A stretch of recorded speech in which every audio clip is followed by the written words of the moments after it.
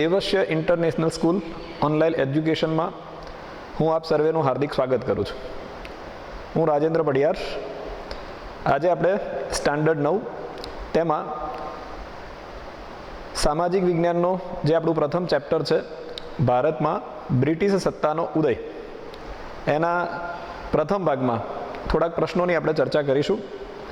મિત્રો, આપણે મોટે ભાગે સામાજિક વિજ્ઞાનમાં અલગ અલગ સાહિત્યનો ઉપયોગ કરતા હોઈએ છીએ, પરંતુ સૌથી વધારે ધોરણ 10ના અનુસંધાનમાં આપણે ટેક્સ્ટ બુક રિફર કરવાની હોય છે. એટલે આપણે બધા જ જે પણ પ્રશ્નોની ચર્ચા કરીશું એ ટેક્સ્ટ બુકના 1 to એન્ડ સુધીના પેજના અનુસંધાનમાં કરીશું. એટલે આપ ખૂબ જ શાંતિથી આ ભાગને સાંભળી અને એમાંથી આપ નોટ બનાવી અને પ્રશ્ન લખવાનો, એના જવાબ લખવાનો પ્રયત્ન કરજો. આપણા પાઠનું જે ટાઇટલ છે ઇતિહાસના પ્રથમ પાઠનું, એ છે ભારતમાં બ્રિટિશ સત્તાનો ઉદય. સારી બાબત એ છે મિત્રો કે આના લગભગ બેઝિક કેટલાક પ્રશ્નોની ચર્ચા ધોરણ 8માં આપ ભણી ચૂક્યા છો. બ્રિટિશ એટલે અંગ્રેજો અને ઉદય એટલે શરૂઆત. ભારતમાં અનેક યુરોપીય પ્રજાઓનું આગમન થયું હતું, પરંતુ એમાં સત્તા સ્થાપવામાં લાંબા સમય સુધી ભારતમાં રહેવામાં અને લાંબા સમય સુધી સત્તા પર પોતાનો અંકુશ જમાવવામાં સફળ થયા છે અંગ્રેજો. તો એની વિસ્તૃત ચર્ચા આપણે આ પ્રકરણમાં કરવાની છે. કેવી રીતે તેઓ ભારતમાં આવ્યા, વેપાર કર્યો, વેપાર કરતાં કરતાં કેવી રીતે એમણે પોતાની સત્તાને આગળ વધારી અને અંતે સમગ્ર ભારત ઉપર પોતાનું શાસન સ્થાપી શક્યા. સૌથી પહેલો પ્રશ્ન છે આ પ્રકરણનો, એ છે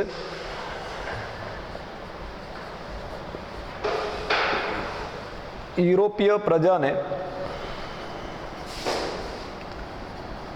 ભારત તરફનો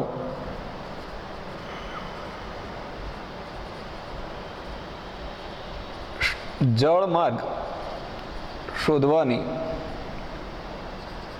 જરૂર શાથી પડી અથવા તો શા માટે પડી? મિત્રો, આજનો આપણો જે પ્રથમ પ્રશ્ન છે એ યુરોપિયન પ્રજાને ભારત તરફનો જળમાર્ગ શોધવાની જરૂર શા માટે પડી? આપણે ભૌગોલિક રીતે જોઈએ તો યુરોપ એ ઠંડો પ્રદેશ, અને એ ઠંડા પ્રદેશમાં ભારતમાંથી મરી મસાલા, તેજાના, મલમલ, રેશમી અને સુતરાઉ કાપડ, ગળી અને સુગંધી અત્તર, આ બધાની ત્યાં ભારે માંગ રહેતી હતી. એટલે કે યુરોપના પ્રદેશોમાં,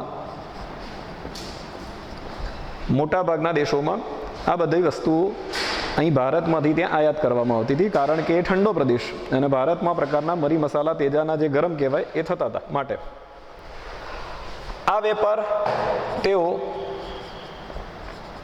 જમીન માર્ગે કરતા.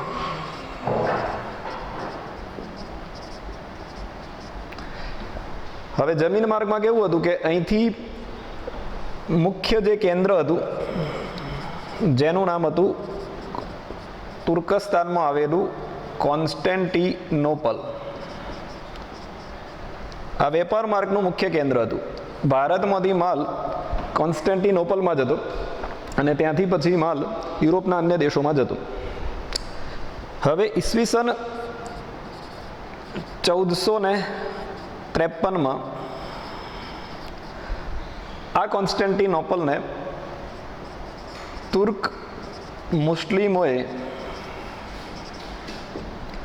જીતી લીધું.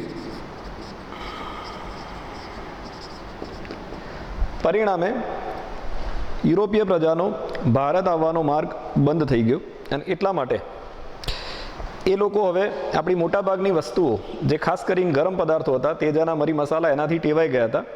એટલા માટે એ વસ્તુ વગર એમને ચાલે તેમ ન હતું, અને પરિણામે એમને ભારત તરફનો જળમાર્ગ શોધ્યો અથવા તો એમને શોધવાની ફરજ પડી. આ પ્રશ્ન જે વિદ્યાર્થીઓ ધોરણ 8માં સારી રીતે ભણી ચૂક્યા હશે એમને 100% ખબર હશે. એટલે બહુ સહેલો પ્રશ્ન છે. હવે બુકના અનુસંધાનમાં આપણે જોઈએ મિત્રો તો મોટાભાગના વિકલ્પો આવશે. એટલે હવે આપણે પ્રશ્ન સ્વરૂપે નથી લખવાના, પરંતુ એને વિકલ્પો સ્વરૂપે લખવાના છે. તો વિકલ્પોમાં આપણો જે પોઈન્ટ બનશે કે ભારત તરફનો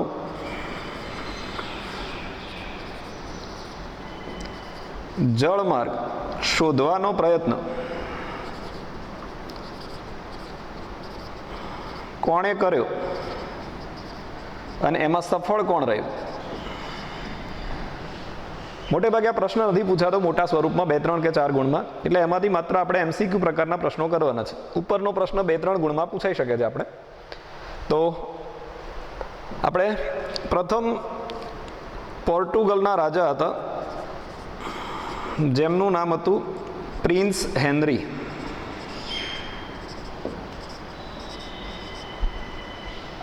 આપણે ઉપર જોયું કે ભારતની કેટલીક વસ્તુ વગર યુરોપના દેશોને ચાલે તેમ ન હતું, એટલે બધા જ દેશોમાંથી અલગ અલગ લોકોએ આ માટેના પ્રયત્નો કર્યા. જેમાં આપણી માહિતી પ્રમાણે પોર્ટુગલના જે રાજા હતા પ્રિન્સ હેનરી, તેમની પ્રેરણાથી, તેમના આર્થિક પ્રોત્સાહનથી સૌપ્રથમ બાર્થોલોમ્યુ ડાયઝ નીકળ્યો.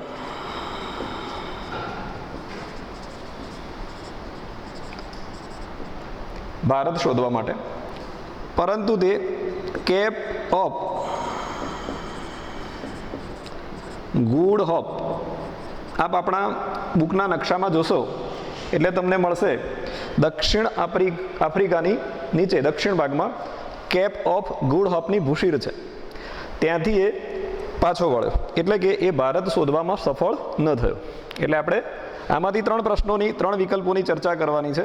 એક પ્રિન્સ હેનરી, બાર્થોલોમ્યુ ડાયઝ અને કેપ ઓફ ગુડ હોપ. ત્યારબાદ બીજો પ્રયત્ન એ સ્પેનના રાજાના કહેવાથી ક્રિસ્ટોફર કોલંબસે કર્યો. સ્પેનના રાજાની આર્થિક મદદ અને પ્રોત્સાહનથી ક્રિસ્ટોફર કોલંબસ, કે જે ઈસવીસન 1492 ભારત માટે નીકળ્યો, એટલે કે ભારત શોધવા માટે નીકળ્યો મિત્રો. તે એટલાન્ટિક મહાસાગરના વેસ્ટ ઇન્ડિઝ ટાપુ પર જઈ ચડ્યો, એટલે કે એ પણ ભારત શોધવામાં સફળ ન રહ્યો. બીજો પ્રયત્ન સ્પેનના રાજાની મદદથી ક્રિસ્ટોફર કોલંબસે કર્યો ઈસવીસન 1492. એ ક્યાં જઈ ચડ્યો તો એટલાન્ટિક સમુદ્રના કિનારે. 8મા ધોરણમાં આવતું હતું મિત્રો કે એના મૂળ નિવાસીઓને રેડ ઇન્ડિયન કહેવાય છે અને એના કિનારાના ટાપુઓને વેસ્ટ ઇન્ડિઝ કહેવાય છે, એટલે ત્યાં ક્યાંક ને ક્યાંક ઇન્ડિયા એવો શબ્દ આવે છે. આ શોધ એ પાછળથી અમેરિગો વેસ્પુચીએ કરી, એટલે કે ક્રિસ્ટોફર કોલંબસે શોધેલો પ્રદેશ એ વખતે નામ નહોતું પડ્યું, પરંતુ પાછળથી એ પ્રદેશને અમેરિકો વેસ્પુચીના નામ ઉપરથી અમેરિકા તરીકે ઓળખવામાં આવ્યો. હવે ક્યારેક ક્યારેક તમારો એક પ્રશ્ન પૂછાય છે 2 માર્ક્સમાં ઇન્ક્લુડ ભેગો કરીને, કે ભારત તરફનો જળમાર્ગ કોણે અને ક્યારે શોધ્યો. અત્યાર સુધી જે આપણે પ્રશ્નો જોયા એમાં કોણે કોણે પ્રયત્ન કર્યો, તો 2 નામ આવી ગયા, બાર્થોલોમ્યુ ડાયઝ અને ક્રિસ્ટોફર કોલંબસ. હવે જે આપણો પ્રશ્ન છે એ એવી રીતે બની શકે કે ભારત તરફનો જળમાર્ગ શોધવામાં કોણ સફળ રહ્યું અને ક્યારે. તો ભારત તરફનો જળમાર્ગ શોધવામાં સફળ રહ્યો પોર્ટુગલનો સાહસિક નાવિક વાસ્કો દ ગામા, જે પોર્ટુગલના લિસ્બન બંદરેથી નીકળ્યો હતો અને ઈસવીસન 1498ની 22મી મેના રોજ 1498 મિત્રો, આપણા ભારતના ઇતિહાસમાં આ તારીખને આપણે 100% સારી રીતે યાદ રાખવી પડે, કારણ કે આ દિવસે યુરોપિયન લોકો ભારતનો જળમાર્ગ શોધવામાં સફળ રહ્યા હતા. એટલે 22મી મે 1498ના રોજ આ પોતે વાસ્કો દ ગામા ભારતના કાલિકટ બંદરે પહોંચવામાં સફળ રહ્યો. એ વખતે કાલિકટનો રાજા સામુદ્રિક એટલે કે જામોરીન હતો અને આ જામોરીને ભારતમાં વેપાર કરવાનો પરવાનો આપ્યો. એટલે આ રીતે આપણો યુરોપીય પ્રજાનો ભારત તરફ જે જળમાર્ગ શોધવાનો પ્રયત્ન હતો એ પૂર્ણ થયો મિત્રો. હવે આ બધી પ્રજાઓ કઈ રીતે આવી એની થોડીક માહિતી આપણને આપેલી છે. કે કઈ યુરોપીય પ્રજા પ્રથમ આવી, એના પછી કઈ આવી અને કઈ રીતે એ થોડા સત્તા સ્થાપવામાં સફળ રહ્યા. એટલે કે એની ટૂંકી માહિતી, ઇતિહાસ બહુ લાંબો છે એટલે ઓછી માહિતી આપણને આપેલી છે. હું તમને એ ક્રમમાં ટૂંકમાં સમજાવવાનો પ્રયત્ન કરું છું. આપણે કદાચ પૂછાય તો ભારતમાં વેપાર કરવા માટે આવનારી સૌ પ્રથમ પ્રજા કઈ કહેવાય? તો પોર્ટુગીઝ કહેવાય, જેને ફિરંગી પણ કહેવાય છે.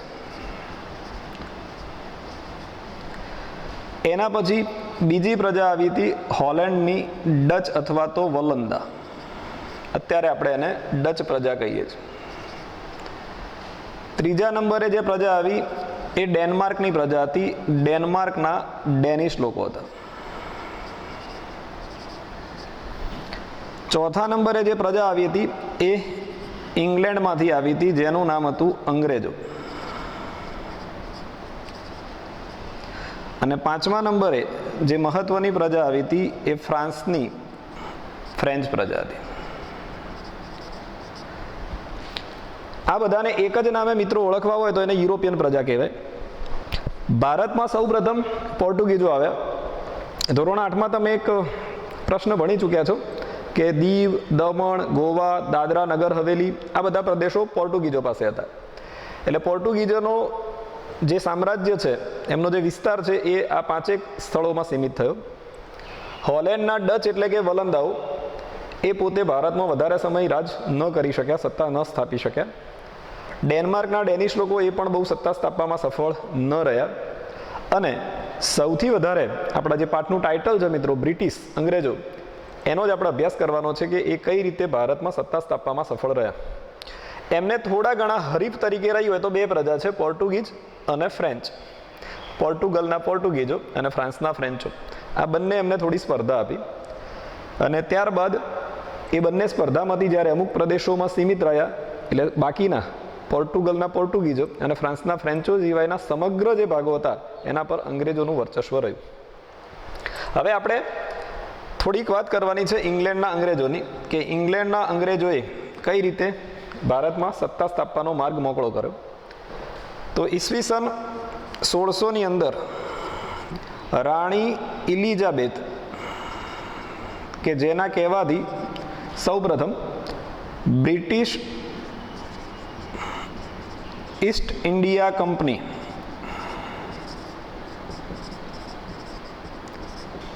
એની સ્થાપના થઈ. બ્રિટિશ ઈસ્ટ ઇન્ડિયા કંપનીએ ખાસ ભારતમાં વેપાર કરવાના ઉદ્દેશ્યથી આવવાનું નક્કી કર્યું. અને એ માટે રાણી ઇલિઝાબેથના કહેવાથી ઈસવીસન 1608માં એમનું સૌપ્રથમ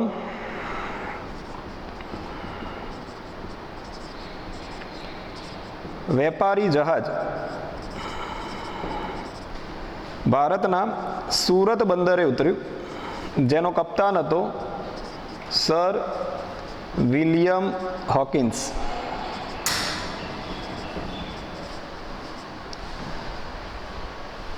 ફરીથી એકવાર રિપીટ કરું છું મિત્રો, તમને ખબર પડે એ માટે.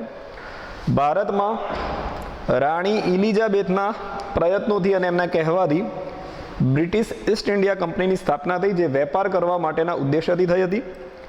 ત્યારબાદ ઈસવીસન 1608માં અંગ્રેજોનું સૌપ્રથમ વેપારી જહાજ ભારતના સુરત બંદરે ઉતર્યું હતું. આ બધા MCQ છે મિત્રો, પ્રશ્ન મોટે ભાગે લાંબો નથી પૂછાતો આમાંથી. હવે 1608માં જે પ્રથમ વેપારી જહાજ આવ્યું હતું, એમણે વેપાર કરવાની પરવાનગી માંગી હતી, પરંતુ એ મળી ન હતી. એટલે ત્યારબાદ ઈસવીસન 1613માં જહાંગીરના દરબારમાં ભારતમાં વેપાર માટેનો પરવાનો મેળવ્યો. એટલે અહીંયા ના કહેવામાં આવી હતી, અને અહીંયા જહાંગીરે અંગ્રેજોને વેપાર કરવા માટેની પરવાનગી આપી, જે વર્ષ હતું 1613.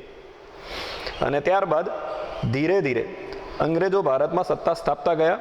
સુરત, ભરૂચ, અમદાવાદ, મુંબઈ, ચેન્નઈ, જેના એમણે અલગ અલગ નામ પણ આપ્યા હતા, જેમ કે સેન્ટ જ્યોર્જ, ફોર્ટ વિલિયમ, આ પ્રકારના જે સ્થળો એમણે આપ્યા હતા. અને છેવટે એમણે મુંબઈને 1687માં પોતાનું વડું મથક બનાવ્યું.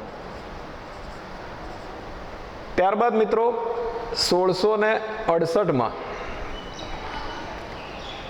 ફ્રેન્ચોનું આગમન થયું, જેને ફ્રેન્ચ ઈસ્ટ ઇન્ડિયા કંપની કહેવાય છે. ફ્રેન્ચોએ પણ ભારતના થોડા ઘણા ભાગમાં પોતાની સત્તા સ્થાપી, પરંતુ 1746 થી 1763 દરમિયાન ફ્રેન્ચ અને અંગ્રેજો વચ્ચે 3 કર્ણાટક વિગ્રહો થયા અને 3 કર્ણાટક વિગ્રહોને અંતે